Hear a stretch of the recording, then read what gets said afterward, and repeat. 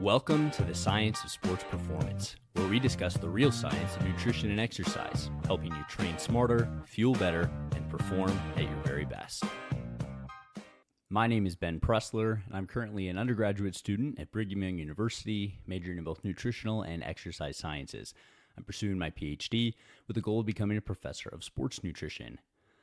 For everyone here, guys, welcome back. It's been a few months since I've uploaded an episode of the podcast. I could give you a whole host of reasons.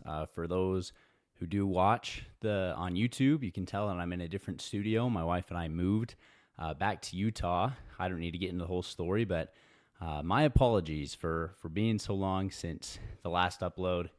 You could almost connect it to that issue I've had. But today's episode, we're going to be talking about the disconnect between knowledge and action.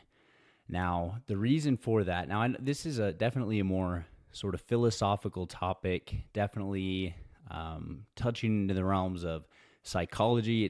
You can definitely say it's not something that ties in directly with nutrition and exercise science, which are the things that I study, the things that I know enough about that I feel comfortable making a podcast. So at the start of this episode, I guess I want to acknowledge that this is not my field, but it is a concept that I have been trying my best to study a lot more about, trying to get some answers, just because it's something that I struggle with, right? So I really think that I kind of am a good example of sort of the disconnect between knowledge and action, especially as you get into areas.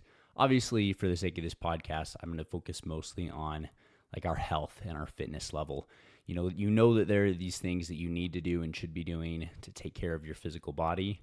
Why do some people struggle to do them? Now, in my shoes, obviously I study nutrition and exercise science at BYU. I want to get my PhD in these things. I have a podcast about these topics. It's an area that I love to study and read papers about. Like I look into this subject not even because classes make me, but just because it's something I enjoy. Like I really am fascinated by this topic. But obviously I think I'm strong. I'm successful in weightlifting. I've done powerlifting and things like that. And I do think I definitely have an above average level of health and fitness, but I'm really not particularly lean or fit. I don't have great cardiovascular endurance. And these are definitely goals that I have, ways that I hope to improve, but I struggle where the rubber meets the road. I know all about the physiology behind these things. I know what needs to happen in order for me to reach those goals, but I struggle really putting my knowledge into action. Sometimes actually I'll go to YouTube and I'll look up YouTube videos by bodybuilders or whoever about, I'm really looking for tips on how to cut down, how to lose body fat, how to make a successful cutting program so that I can lose body fat and get to a leaner level. And a lot of times I'll get into these YouTube videos and they'll be teaching you about what a calorie is, teaching you that you need to consume 500 calories less per day than you burn each day. And they teach you about your total daily energy expenditure and your exercise activity thermogenesis. And don't get me wrong at all. Those are concepts that are absolutely awesome for people to understand who are trying to lose weight, but I already understand them. I already know all those things. How come I know all of these things that these people are putting out on how to lose weight and how to cut, but then I struggle sometimes to really actually put that knowledge into action?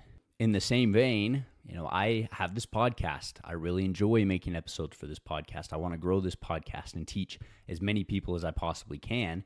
And I know that in order to grow a podcast, I need to be uploading episodes frequently and getting my message and my information out there to people. How come it's been months since last time I uploaded a podcast episode next? And I think probably most people listening to this in all walks of life have certain areas where they understand there are things that they need to be doing. They know they need to be doing it, but they just struggle.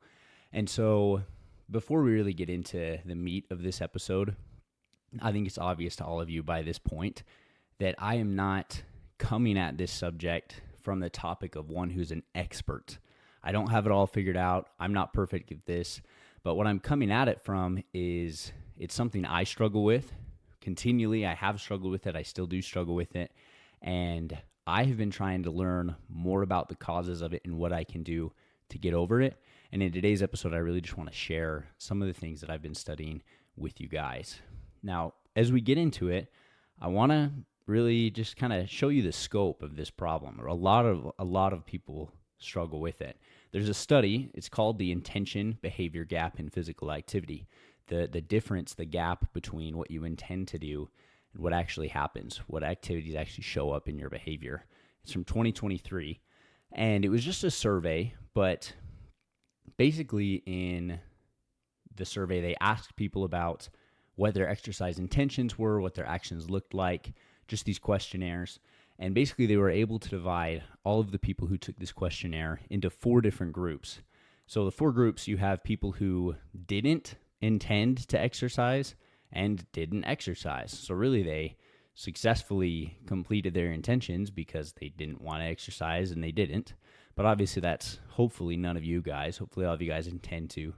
You do have a very, very small group in this study who didn't intend to exercise, but then ended up exercising anyways.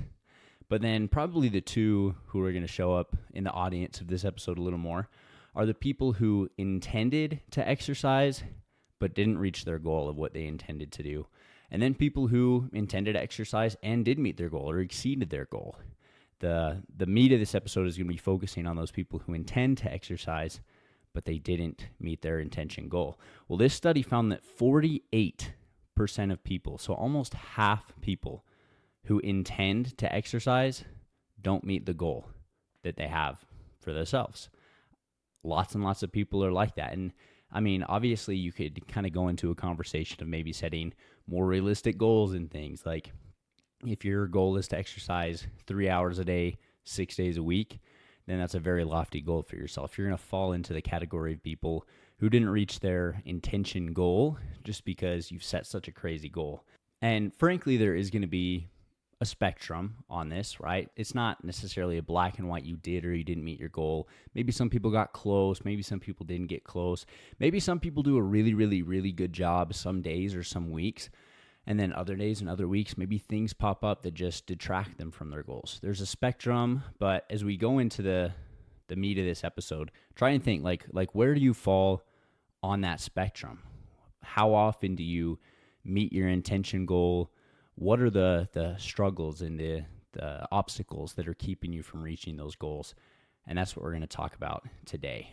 So again, obviously I see that there is some value in this topic, in this conversation that we can have. And so since it's something that I have experienced so much personally, it's something that I just want to share some of my reflections on based on actually quite a few sources, varying from some are definitely more reliable sources, psychological study, scientific. Others are from, experts, authors. Some of these, frankly, are purely anecdotal, but I really hope that you'll get a lot of value out of the things that I have to say. Now, the first thing that we need to talk about is why does this gap exist, the intention behavior gap? That's definitely not a phrase maybe that I would have come up with myself. I would call it the disconnect between knowledge and action, but it seems like in the psychological literature, and again, that's not a field that I am very familiar in, never even taken a psychology class, but that's what it seems to be called. It's the intention behavior gap. Why does this gap exist? Now, I am going to share some ideas from varying sources. The first one is the book, The 7 Habits of Highly Effective People by Stephen R. Covey. I think a lot of you have probably heard of that book, if not read that book. It's incredible. Really, I haven't finished it, but it's one that I have been reading in the past couple months, trying to get some better ideas for how I can improve in these areas.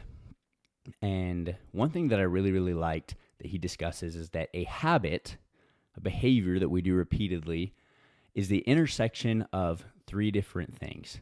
It's like one of those triple Venn diagrams, and the habit is only going to be in the very, very center of that, where these 3 areas meet. The first is knowledge, the second is skill, and the third is desire. Now, the first step there is knowledge, and he actually says maybe a triple Venn diagram isn't perfect because these traits develop in that order. First is knowledge, second is skill, and third is desire. So what's the disconnect between knowledge and action? In a lot of cases, you could say it's the skill and the desire, right? For a habit to take place after your knowledge that you should do it, you need to be capable of doing it in the first place, and you need to want to. You need to have some sort of a motivation to get you to actually do it. Now, an example could be eating vegetables, right? I think a lot of us know that we should, but honestly, maybe you need to know why. Why should we eat vegetables? Well, if you don't know that vegetables have fiber and that they have vitamins and minerals and they help keep you full, they have a ton of health benefits. If you don't have that knowledge, you're probably not going to have any reason to eat them in the first place. Then you need to have the skill of eating vegetables. And maybe that's something that sounds pretty silly to say, but you need to know a good recipe of how to cook vegetables. You need to know what your favorite vegetables are. You could even take it maybe a step further and say, well, you need to be able to afford vegetables or have a garden where you can get vegetables. You need to have some method of getting the vegetables to eat them in the first place. And then, of course, you need to have the desire to eat them, which, we know that for vegetables can be a little tricky, but maybe you need to have the skill to cook them in a way that you like so that you have a desire. There's lots of different things that you can get to, but that's that first thing. And it's actually one that I'm probably going to touch back on in this episode, but just remember that a habit is the intersection of knowledge, skill, and desire. And knowledge, skill, and desire develop in that order.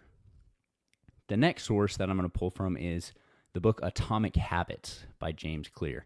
That is also a very popular book, one that I've read, one that perhaps some of you guys listening to have read as well. If you haven't, I'm going to recommend it. It's a great book. And he talks about, of course, habits is the whole subject of the book, but he talks about habits as basically our way of solving problems. Now, you might understand what he means by that, maybe not, but it's basically like if you experience stress at work or in your home life or whatever, you're experiencing some kind of a stress, you have developed some sort of a habit to cope with that stress. Now, you might not think that you have, but you have. Maybe that habit is to binge watch TV shows. Maybe it's to smoke. Maybe it's to take a nap.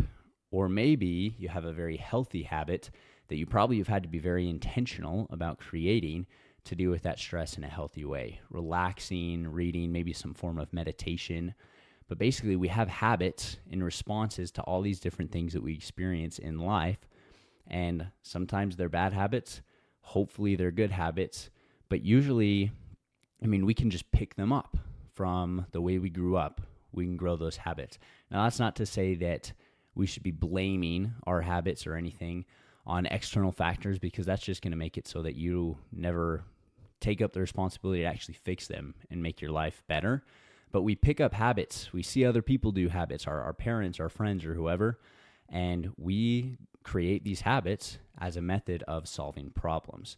Now, as a method of helping us to form new habits, he teaches us that habits that we hope to create need to be first noticeable, second attractive, 3 easy, and 4 rewarding. Conversely then, if we have a bad habit that we're trying to break, rather than making it noticeable, we should try to make it invisible. Rather than making it attractive, we should try to make it unattractive. Rather than making it easy, we should try to make it hard. And rather than making it rewarding, we should try and make it dissatisfying. The results of it are something that we don't like. Now, our brains fight against us, right? So despite the knowledge that we have, there could be too much friction to actually put these habits into our daily lives because maybe, frankly, we don't notice them, right? Our habits are not recognizable. Maybe there's just so much friction. There's so many steps involved in the environment that we live in currently to actually make a habit happen that it just never ends up happening. And then if we do a good habit, sometimes maybe we don't remember why it's good for us. Maybe we don't get a result out of it that would encourage us to do it again in the future. So for an example I could give you is maybe doing cardio. You want to do more cardio to get healthy, maybe lose a little bit of weight, and you decide that you're going to run, but you just can't seem to start that good habit, right? Well, frankly, when you wake up in the morning, your brain is tired. You don't really know, you kind of have that brain fog in the morning until you kind of get up and moving. And so in the beginning parts of the day, when you plan to go run, your brain could honestly just be trying to focus on so many other things other than running that it just completely slips your mind, genuinely. So what are some things that we could do to make your habit a little bit more noticeable? Well, you could put your running shoes by the front door or right next to your bed. I think in his book, he actually mentioned somebody who sleeps in the clothes that they're going to run in the morning. So they wake up and they're already dressed, their pajamas or their running clothes. So they don't have to think about that in the morning. They are able to very quickly notice, even just when they look in the mirror, that it's the morning and it's time to run. Well, the other thing you could do is to make running and doing your morning cardio more attractive, right? Sometimes you notice those running shoes, you know that you're supposed to, but you're really struggling with that desire piece. It doesn't sound very attractive. Well, some things that you can do, maybe to influence yourself to do a little more cardio and go on runs, is you could run in a park or somewhere that you think is really pretty, some place that you enjoy spending time. Another thing that I think is a really, really good idea, whether it's for cardio or going to the gym or really any good habit, is to try to get a friend involved. Well, that could be a very attractive thing to do. Maybe with a spouse or a partner, you're going to go on a run with them. Great way to spend time with them, or just a good friend of yours. But on the flip side of that, if you have a friend that you go running with every morning, not only does it make the run more attractive, but it actually makes missing the run more unattractive, because you have to confront your friend who's probably already woken up and got their shoes on. Then you have to text them and tell them that you're not going on that run that morning. You're kind of leaving them hanging. So it actually makes missing the run unattractive. At the same time, it makes going on the run more attractive. Well, the next thing you need to do is make your habit easy. In the case of cardio, honestly, the best thing you can think of to do, I can think of maybe, I hope you guys are a little more creative than me, but frankly, just kind of meet yourself where you're at in the example of cardio, right? So like if you're sore and you're achy, it's okay if you need to take a step back, and rather than run 4 or 5 miles at a really fast pace, you go on a little jog, because then you're still in the habit of going on that run every day, but you're just meeting yourself where it's at. You don't need to kill yourself every single day, but if you're trying to form a habit, the thing that's going to help that habit stick and grow is the repetition of it. So don't miss a day just because, it's too hard, because you're too sore or whatever. You can have very, very valuable reasons for why you're sore or tired, or maybe you even have an injury. But if you just get in the habit of showing up and doing something, even if it's very easy at times when it needs to be, that's what's going to help that habit stick. And the last thing, you need to make your morning cardio rewarding. In that case, you could reward yourself. Obviously, maybe you shouldn't reward yourself for going on a run with donuts for breakfast, right? But you can think of some sort of a reward that you can give to yourself. Maybe it's a little bit of free time to watch a show or things like that. You kind of get a habit that you maybe should be spending less time doing, but something you want to do, but don't have the justification watching TV or something like that, with a habit that you hope to do and need to do more of. You can stack those habits together. This is an idea from James Clear called habit stacking, and just make it a little more enjoyable in that way. I've done that too. I will watch like a favorite TV show while I'm on the treadmill or the Stairmaster at the gym, and then that just makes it all that more desirable and rewarding, because you get to move along in the plot and things as you're doing your cardio. I think it's a great idea and a great way to do it. And then, of course, sometimes there are examples where the habit itself is rewarding. If you stick to the habit of a diet, honestly, you're going to see that weight drop on the scale. You're going to see physical changes in your body, and a lot of times just actually performing the habit day to day is rewarding in and of itself. Now, the last source I wanted to pull from about why the intention behavior gap exists, why there's a disconnect between knowledge and action, is ChatGPT. Now, some of you maybe don't have a problem with that. If you do, real quick, I want to tell a story that really helped frame ChatGPT for me in my own mind. I had a writing professor at college who told us this. And she said that she likes to think of ChatGPT as just a buddy, just like a friend. And so if you are messaging ChatGPT, imagine it the same as texting a friend. And so maybe the sources are not going to be totally accurate. Maybe it's not totally trustworthy. It's not omnipotent and all-knowing, right? Because it's just a friend. But ChatGPT does have the ability to kind of just give you feedback on some of your own ideas or produce some thoughts of their own self. So obviously, taking this with a grain of salt, maybe even a big grain of salt, I asked ChatGPT to, speak sort of philosophically, give some general ideas about, this question I was going to ask it. But I asked it about this disconnect between knowledge and action. I even described my own situation. I study nutrition and exercise science, and even still, with all this knowledge that I have, sometimes I struggle connecting what I know I should do to what I actually do. And it came back with quite a few ideas. I wanted to share my favorite ones with you. First off, it said that knowledge is stored outside of the action-taking part of the brain, right? So there's obviously all these different parts of the brain, and I don't know neurobiology that well. These are questions I'd love to ask Andrew Huberman about one day, but knowledge, the part of your brain that stores the knowledge, the things that I'm learning in my classes and in my readings of these papers and these textbooks, it's stored in a different part of the brain than the part of the brain that commands the actions we're going to take in each moment. And so for that reason, sometimes it can be hard to get those two parts of the brain to align and act the way that you know you're supposed to act. Now, the next thing it said is that this definitely is a little more philosophical, a little less scientific, but it says that your brain is a negotiation between parts and priorities. Now, for example, your brain might have an emotional part, an emotional center. It could have a reward-driven center.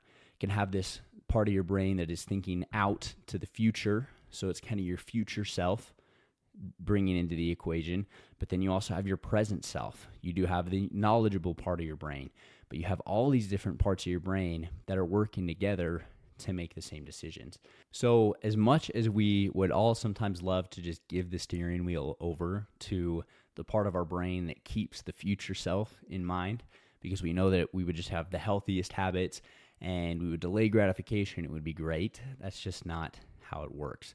And so as much as the part of your brain that does keep your future self in mind wants to have an input into this conversation of what you're going to do, so does the emotional center of your brain that's tired and stressed after a long day of work.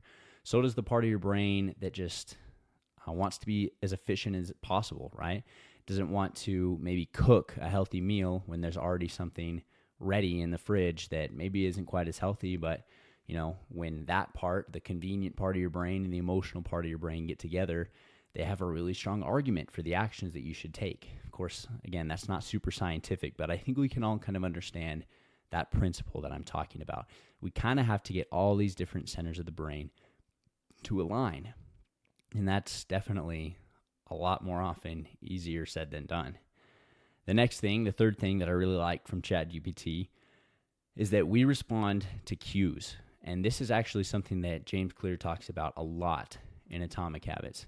Not saying that James Clear used ChatGPT to write Atomic Habits, but basically all around us in our environment, in our homes, in our workplaces, there are cues and there are triggers that our brains are going to act in response to, right? We don't just live in a bubble, but we have other people living around us, living their own lives, and we have just all these cues in our environments around us.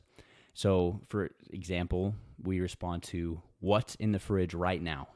What is your social circle doing? Your friends, your spouse, what are their habits? You're much more likely to mimic those behaviors, as well as, what are your emotions after work today? Are you stressed? Are you tired?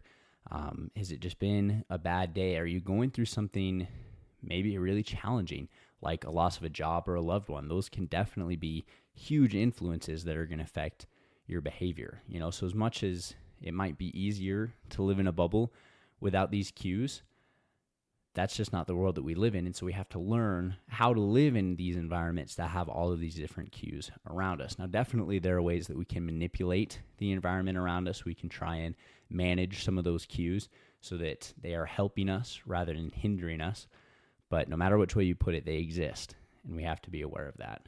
And then the last thing I wanted to share from ChatGPT is that we are oftentimes fighting invisible forces. So kind of like I mentioned earlier, maybe you have a bad habit as a coping mechanism, right? Our habits are things that we have created, these patterns of behavior to solve problems.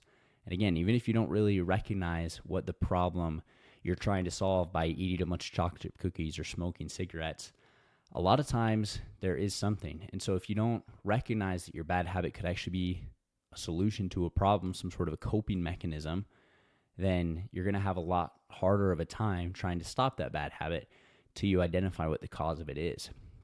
So if you have a bad habit that is a coping mechanism, you can't just get rid of that bad habit, but you need to replace it, right? There's going to be a hole if you just cut that bad habit out. You need to put something good in its place. Otherwise, with that empty hole, you're just going to revert back to that bad habit. Also, maybe sometimes you have old habits because of the way you grew up, like I mentioned earlier. Your parents or your friends when you were younger, it's the people that you were around when you were in that very influential stage. You're going to pick up the habits that they had just because that's what you do. That's how you learn. You're going to do the things that the people you look up to do as well. And sometimes those are bad habits that you pick up. Now, again, I want to be very, very clear that is not your free ticket to make excuses and blame your behavior on others. We need to take ownership of those things. But until you understand that you're fighting maybe that invisible force, you're going to have a really, really tough time. So basically, you need to identify if there are any invisible forces and backtrack them so that you can actually figure out how you're going to overcome them. One more example of an invisible fear that ChatGPT came up with is like fear, a sort of fear. Think about, I think budgeting is probably a good example. You know, maybe you're in a bad economic situation, you're in some debt that you hope to get out of, and you really struggle with budgeting. Maybe you know that you should be taking a look at how much debt you have and how much money you have in your bank and how fast you can pay it off. But frankly, you know deep down that your situation is worse off than you wish it was. And so you know that just taking a look at your finances in that regard is not going to be very fun. It's going to be a little scary. You'd rather live in ignorance than have a good knowledge of the bad situation that you're in. And then one last note from ChatGPT is you have to understand that knowledge is very safe and comfortable and easy. You know, it's easy to sit around and collect a ton of knowledge about a topic, whereas action is very difficult and it's very messy, right? No matter how much knowledge you collect, it doesn't change the reality of the action, right? And so if an action is going to be hard, sometimes we like to postpone it and wait and think, well, I just need to collect a little bit more knowledge about this. And again, knowledge is really important, right? In order to get a habit, you have to have the knowledge to do it, but you also have to have the skill and the desire, right? And sometimes a lack of desire comes from knowing that an action is hard. And sometimes a lack of skill comes from the fact that you don't have any experience with the action. And so if there is an action that you are trying to get put into place, you just have to try. You just have to get started. And it's messy and it's hard and it can definitely be scary and daunting. But that is another reason for that disconnect between knowledge and action, is just that they're very different experiences.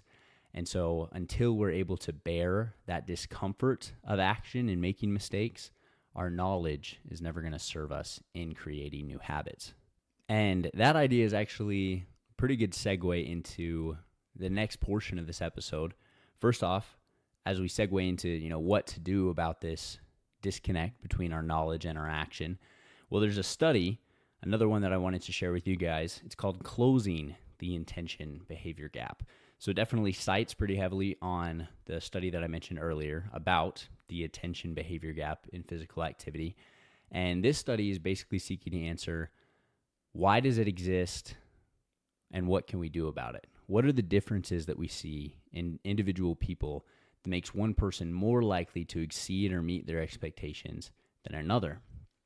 And so basically what they did is they took a group of subjects and they gave them a series of tests and questionnaires to try and gauge their likelihood of engaging in challenging behavior.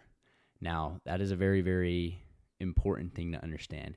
They weren't asking them about what their likelihood is of engaging in physical activity or in meeting their exercise goal, but they wanted to gauge the subject's likelihood of just engaging in challenging behavior. What is their aptitude for doing things that are going to be hard? And then comparing that to, like in the first study, that describes the attention behavior gap, how many people don't meet their goals. They wanted to see if they could compare those different groups of people meeting or not meeting and intending or not intending to exercise. They wanted to compare that to the aptitude for doing challenging things. And I think that you probably would not be surprised to hear that they found a very, very significant correlation between people who are likely to do hard things and people who are likely to meet their intention goals in physical activity. Now, once again, I'd like to point out that this is a psychology study. That's not an area that I'm very familiar with, and there is a good chance that I could be not perfectly understanding the intent that these authors had. But back to that finding, the people who are more likely to perform challenging activities are more likely to close that intention and behavior gap. So why is that? I mean, I don't think that's probably going to be very surprising to many of us, but what does that teach us? What does that mean that we can do to help close that intention behavior gap, to help reconnect our knowledge and our action? Well, first off, I think it teaches us that we need to view exercise as being hard. We need to view our goals as being hard. We need to view these worthwhile things, these good habits that we want to put into place as being hard. Now, one example that I could share about that is that as I, in the past, was trying to do better at cardio and going on runs, I would go on a run and I'd be feeling, okay in the first maybe mile or two. And then when you got to about mile 2 or 3, it would start to become very, very hard. And in my head, that meant that I had achieved my goal, right? The goal was to do a hard thing, and I achieved that goal. At mile 3, it became hard, so my run was done. And that is just not the way that we need to think about it. If doing something hard is the end goal, it's what signals the end of an activity, then in that case, we are always going to be selling ourselves short of what we could have actually accomplished. Whereas if doing something hard is the activity that you're going to engage in, if you're going to go on a run and the entire run is going to be hard, then when you get to a point where it is hard, well, then that's good. It means you're doing the thing that you hope to do, and you can continue on and push on. Now, I think one thing that we can do to improve our capability of engaging in those hard things, because it definitely is not very desirable, it's not very attractive activity for people to engage in. What if you are in that group that does not have the aptitude for engaging in hard things? Like, what can you do? Well, in this case, I actually really liked reading the book Can't Hurt Me by David Goggins. A lot of you are probably very familiar with David Goggins. He's a former Navy SEAL. He's an ultramarathon runner. And he is just all about discipline and doing hard things, even though they're hard.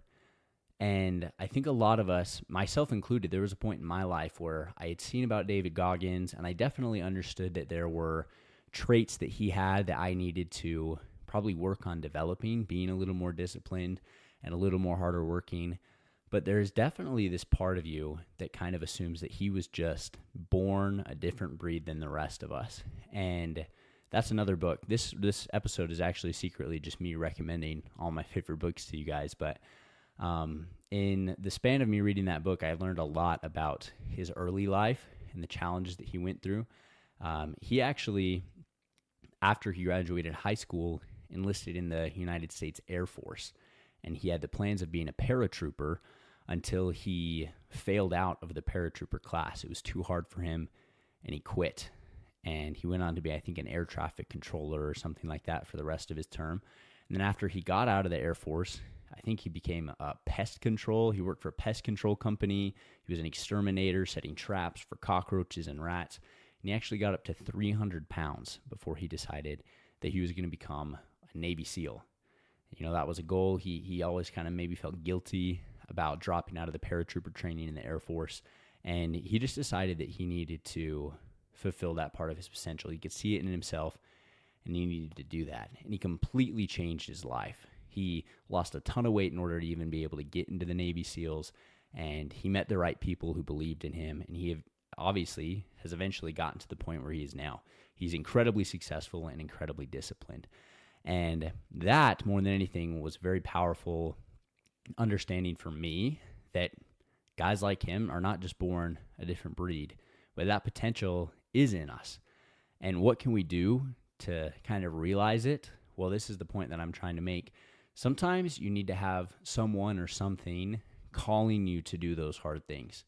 Obviously, for some people, that someone or something calling you to do those hard things, maybe you're in the military and that's your drill sergeant in boot camp or whatever. I mean, that's kind of what the military is famous for, right? Is, the discipline and the yelling instructors who are having, the soldiers do these very, very hard things, push-ups after push-ups and running miles upon miles, doing these hard things. And I feel very safe to say that as hard as those events are for those people, it is probably pretty transformative for them. They realize that they're capable of more than they thought they were in the past, and that helps increase their affinity to do those hard things. That's why I think, those people who are in the military for so long, they made a career out of it. Now they're in their 40s, their 50s. They still just have that ingrained in them. They didn't get out of the military and then just decide that they were done with that way of life, but they learned so much about themselves in those hard and stressful situations that it just becomes part of their personality from that point on. Now, for many of us, the solution to losing that weight or becoming more successful, studying harder, is not to enlist in the military, right? I totally understand that. But what are some things that we can do to get put in a situation where we need to do a little more? We need someone to push us. Honestly, go take a fitness class at your gym. I can guarantee you, when you have that instructor or that coach there, anyone who did a sport maybe in high school or college knows this too. When you have your coach making you run on each interval, only taking so much rest time, push the end of the workout, even when you don't. We as humans, there's a part of our brain, I swear, and again, barring science for just a second, there's a part of our brain that is just self-protective, as it should be. It doesn't want us to engage in these hard things when there's danger and threat involved. And so we're never going to be able to push ourselves to that same level of effort. We need someone or something else in place to get us there.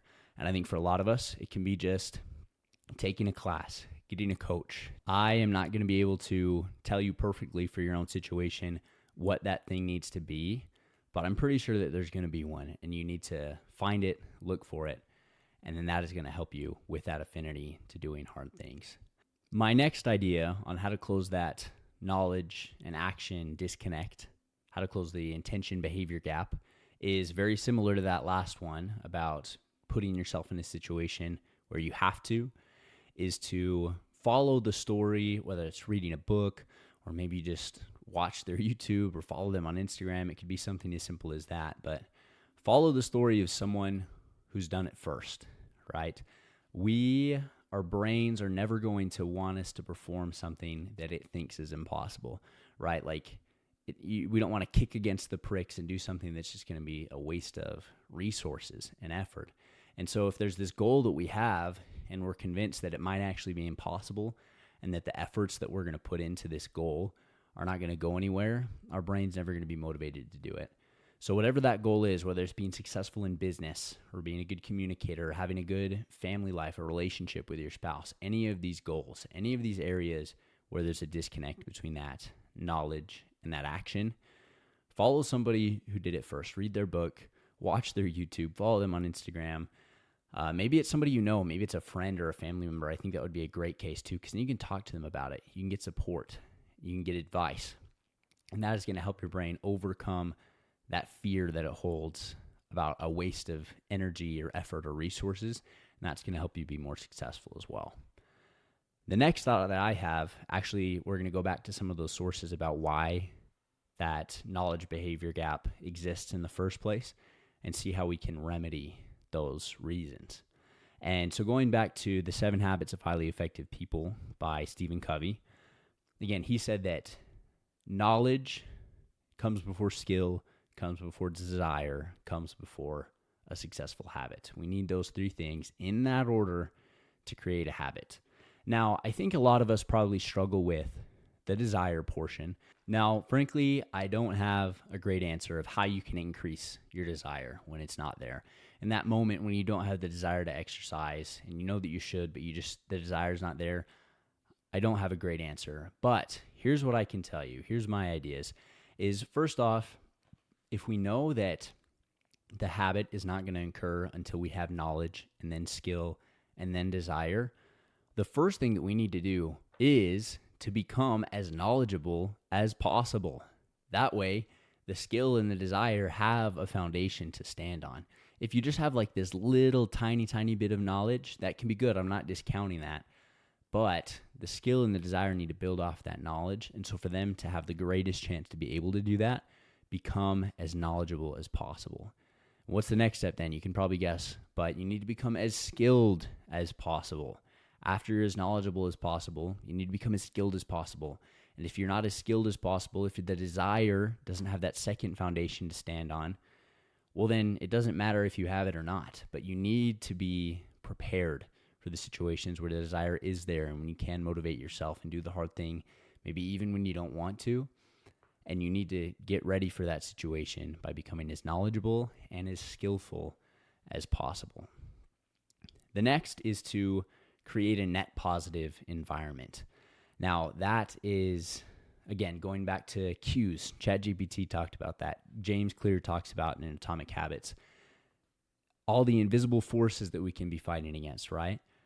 We need to create an environment to the best of our ability that is going to help us rather than hinder us in our goals. And that is actually something that I want to double down on, is creating a better environment to reach your goals is not just about cutting out the friction points, but it's about increasing the motivation, increasing your social circle with people who are succeeding in the areas that you hope to. If you want to be more successful in business, surround your people who are successful in business. Do the things that they're doing. Rather than just cutting out the bad, you need to increase the good too. And to really hammer this down, because I do think it's so important, I wanted to give you an example, and it's this. Why do golf balls have dimples on them? All the little holes on a golf ball, we all know what a golf ball looks like. What's the purpose of that, right? If the goal of a golf ball on a drive or whatever, you want to hit it as far and as accurately as you can, wouldn't we want it to be, like in most sports and cycling and even like speed skating and race car driving, we want to be as aerodynamic as possible, and that's going to help us with our speed, with our fuel efficiency. Wouldn't a golf ball being completely smooth, like a ping pong ball, help it be more aerodynamic, help it go faster, help it go further, help the energy of the golfer swing count for more? So why does a golf ball have dimples? Well, the answer is to increase its drag, to reduce its aerodynamics. But why? Why would we want that for a golf ball? The reason for that is because golfers hit a golf ball on the bottom of the ball. Obviously, that's going to give it vertical lift, but it's also going to give it a backspin. Now, without going into maybe too much of physics for people, there's something called the Bernoulli principle, something we might have learned about, hopefully maybe in high school or something, but is basically when air is fast moving, it is low pressure, and when air is slow moving, it is higher pressure. Because of those dimples on the golf ball and the backspin, the drag force created by those dimples on the ball is actually fighting against the air on the bottom of the golf ball, slowing it down. And then the dimples are actually helping the air on the top of the golf ball go even faster, right? That because there's that friction working in the right way, you slow down the air on the bottom, you speed up the air on the top. And because of that, Bernoulli's principle, this whole principle about the way that these golf balls and things react in this way is actually called the Magnus effect. But basically you have the slow, meaning high pressure air on bottom, and the fast, low pressure air on top. This is the same way that airplane wings work. You actually create lift on the golf ball, meaning that because we've introduced the friction to the golf ball, but it's working with us rather than against us, it is actually adding even more vertical lift and even more flight time onto that golf ball, meaning because the golf balls have dimples, because they have those points of friction, the golf balls are able to go even further than if they were these smooth aerodynamic structures, just like a ping pong ball was. And so that is the power that our environment can have on us. Obviously, if the golf ball was to have topspin, it would be very, very bad. And in that case, if all we could do, we couldn't control the topspin, Then a golf ball would go further without the dimples on it. But if we're able to create that backspin, that positive environment that's going to help us, then we are going to be very, very successful. We're going to get that extra lift that we need. The next idea I have for you guys is that sometimes you just have to do something. You just have to act. And I know I've kind of already hit on this back when we, talked about that knowledge is clean, action is messy, knowledge is safe, action is dangerous and hard. But it's the truth. We just need to do something. And I am actually maybe I should say a terrible example of this, but I am a good, bad example of this. Sometimes I'll have a free hour, a whole hour in the morning before I need to be ready to go to class or anything in the morning. I have a full hour, and I know that maybe I should go on a run during that time, get some exercise in. Now, I don't run for an hour. I'm not in that good of a shape, but I would run for 20 or 30 minutes, and I have an hour, so isn't that plenty of time? But sometimes I won't, just because I know that it's going to take me 5 to 10 minutes to get dressed and get my shoes on, and after I get back, I'm going to want to shower before I go to class, and that could take 20 minutes. And so then I'm really pushing that hour, and so I don't want to go. I decide not to go, and I hope that I'm not just like making myself look really bad. Maybe some of you guys can relate to that, but if not, well, there you have it. I want to share maybe my failures to help you guys be a little more successful in your future, but that is just, action is messy, right? We know that we don't want our morning to get messy. We don't want to be late for class, and so we decide not to do those things, but you just got to do something, right? If you're at that point where you just know that maybe you're going to be pushing that hour if you go on that run before class, then just run for 10 minutes. Don't run for 20 or 30. Just run for 10. Just do something. And it might seem silly to take, 40 minutes of getting ready and getting cleaned up to go to class to go on a 10-minute run. But again, you just need to be in the mindset of doing something, doing anything. And then with that foundation, you're going to be able to improve what you do when you do it. But if you're not in the habit of acting, if you're not in the habit of just doing something poorly, you're never going to be able to get in the habit of doing something well. All right. So if the option is do something poorly or do something not at all, do it poorly. All right. Anything worth doing is worth doing poorly. Next, I wanted to touch back on some of the psychological issues that we face. These are the things that ChatGPT told me about that I liked and shared with you earlier. But how can we resolve those issues? Remember, I asked ChatGPT, why does this disconnect between knowledge and action exist? Well, so now we're going to talk about how we can resolve that disconnect based on those ideas that it told us. So the first thing, as a reminder, it says that knowledge is stored away from the decision maker.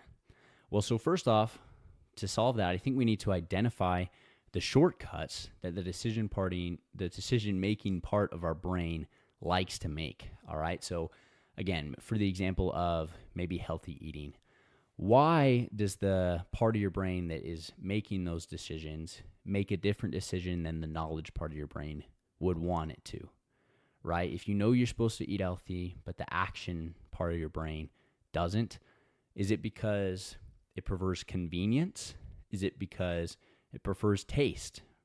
Right? What is it? If it's convenience, then you need to solve the convenience issue. You need to meal prep better, keep more healthy food and healthy snacks, fruits and vegetables around the house. So that way the action part of the brain has an easier time making a convenient decision. Those are definitely, obviously, sometimes people are going to have different struggles than others, but all of us, I feel safe to say, have moments of discipline and motivation and willpower. And in those moments of motivation and discipline and willpower, that's when we can make those beneficial decisions. That's when we can do the meal prep. Those things are going to permeate into the later moments. And so identify why the action part of your brain is making that shortcut. Identify the shortcut. Because for each of us, it's going to be different, but you have to identify it before you can fix it. The second thing it shared with us is that your brain is a negotiation between parts. So the thing that I think we can do to make that conversation go a little better inside of our brain, hopefully align each parts of our brain with the goals that we have, is to understand what each part of your brain stands to gain. Now, maybe you could take that one step back and say, well, what part of your brain is most likely to have a bad influence on your decisions? Is it the emotional part? Is it the rewards based part? Is it the selfish part? What is it? Identify that part, and then identify what it stands to gain, right? Is there any way that your emotional, stressed out part of your brain that's tired at the end of work is going to benefit from going on a run even though it doesn't want to? We know that it could, right? Try and identify the way that you feel when you get some blood pumping, you get a little bit of exercise. We know that exercise is going to release endorphins in our brain and hopefully boost our mood a little bit. I think that in those good habits, it's not that it's just going to be a sacrifice of certain parts of our brain, but I think it's going to be a net positive for all those parts. So whatever that habit is you're trying to grow, whatever that part of your brain is that blocks you from doing it most of the time, identify what that part of your brain stands to benefit from you completing successfully this good habit. The third thing is that we respond to cues. Now, this is one that we've kind of discussed in a big way already. Improve your environment, cut out that friction, but also increase those motivators in your environment. Those things are going to create that positive lift on that golf ball to help it go even further. So understand that we respond to cues, identify your environment, identify what those cues are, both in your home life, in your work life, in your school life, whatever that is. All those different cues that you encounter, identify them as good or bad, and increase those good ones as much as you can, and decrease those bad ones as much as you can. But then lastly is, we're fighting these invisible forces, right? So again, examples, your childhood, the way that you grew up, the stresses that you face day to day, maybe some of the fears that you have, those invisible forces that are keeping you from successfully engaging in these good behaviors that you hope to. And the first step then is to identify what the invisible forces are that you're fighting even in the first place. And the next step, it's going to sound simple, but I know it can actually be very difficult for many people, and that is to take ownership. You need to take ownership of the invisible forces that you're fighting. It has to be your fault. It can't be somebody else's fault, or else nothing is ever going to happen. Now, that might sound like it just makes total sense. I hope it does. But for a lot of people, that is actually the biggest part, right? A lot of people, I think, would rather be in a situation where they have no power to improve their lives because it's not their fault, because they have an excuse. They have a good, perfectly sound and backed reason for why they can't. It's very comfortable to people to be there. And we just need to get out of that. It needs to be your fault. You need to have the power to make positive changes into your life. In Stephen R. Covey's book, 7 Habits for Highly Effective People, there's a quote that I really, really love. It's really stuck with me. And he says, "Until a person has the power to say deeply and honestly, I am who I am today because of the decisions I made yesterday, that person will never have the ability to say, I choose otherwise." Now, I understand that that is a scary idea for many people, to take ownership for the things that are going wrong and be proactive about fixing them. But if you're never going to take that ownership, then you're stuck. And being unstuck can be hard because it means that the only one keeping you from moving forward is yourself. But that's just what needs to happen. Identify those forces, and you need to take ownership of them. And I think in a big way, you need to disconnect from those invisible forces, especially if it's maybe you have these habits you picked up, eating habits from your childhood, because that's how your parents did it. That's how you grew up. You understood that you eat a certain way when you're stressed or when you're tired or at the end of the night, just in all these different scenarios. You need to acknowledge that, but you need to take responsibility for it and disconnect from it. You need to say, I understand that is the way I grew up, but I am going to choose else. I'm going to choose a different path than that. That doesn't need to be the way that I live my life right now. And again, hopefully for some of you guys, I'm not trying to speak too philosophically or psychologically, offer those kinds of counsel, because it's not my area of expertise. But these are things that have really stuck out to me and helped me in my understanding of this disconnect between knowledge and action. And I hope that it will do the same for you. Now, my last couple notes for this episode is, first of all, we should know that we are better at taking action than taking inaction, okay? It kind of goes back to saying, if you have a bad habit, you can't just cut it out because then it's going to come right back. You need to replace it. And so if your goal is to not do something, we can actually be really bad at that. Like that's my goal, right? Is to not eat a bunch of junk food, but our brains like to take action. They like to make decisions. And so trying to make a goal of not acting can be very, very challenging for our brains. What we need to do is set goals around action. Now, I can tell you that's something I feel very good at. I'm very good at actively eating lots of fruits and vegetables and lean proteins and going to the gym and exercise. And I'm good at making those actions, making those choices. I'm bad at making the inactivity actions. Now, again, I'm sure that's a spectrum too. And so you need to figure out where you are in that and what you struggle most with.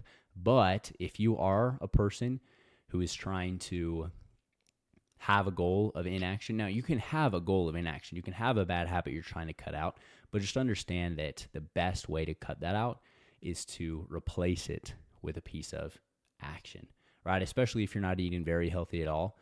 You're eating ramen noodles for lunch and Hot Pockets for dinner and pizza and those sorts of things. Then just make a goal rather than saying, I'm not going to eat any ramen or pizza.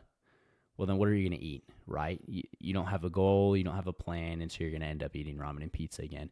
Just make a goal that you're going to eat a serving of fruits and vegetables each day. You're going to make a goal to eat a serving of lean protein at each meal. And eventually, as you increase those actions that you're taking and increasing those positive habits, they're going to push away some of those bad habits because there's not room for them. And then lastly, very lastly in this episode, the thing that I really would like you to take away is I just want you to know that you're not broken, right? If you feel like you have that disconnect between knowledge and action, know that you're actually pretty normal, right? I struggle with it. I study nutrition and exercise science, and I struggle with it in the realm of nutrition and exercise science. I struggle with it in my podcast. I don't create episodes and publish them as often as I know that I need to. You are not broken. You're normal. Now, that is a good thing to know because if you're just broken, there's no reason for you to try not to be. But again, it can be a scary thought to know that you have the power to do those good things for yourself because it means if you don't do them, it's nobody's fault but your own. I know that that's scary. I know that it can be daunting and challenging, but that's what needs to happen. So again, final takeaway, until you can say, I am who I am today because of the decisions I made yesterday, you never have the power to say, I choose otherwise. So admit that to yourself and choose otherwise. I hope that these topics and ideas have been helpful for you. They've been helpful for me. Again, if you'd like to read some of the books that I've read and kind of studying these areas, Can't Hurt Me by David Goggins, The 7 Habits of Highly Effective People by Stephen Covey, Atomic Habits by James Clear have all been super, super helpful to me. I would encourage you to take a look at those if you maybe want a little bit more information on these topics. Thank you guys so much for listening. I hope this helps, and I'll see you in the next episode.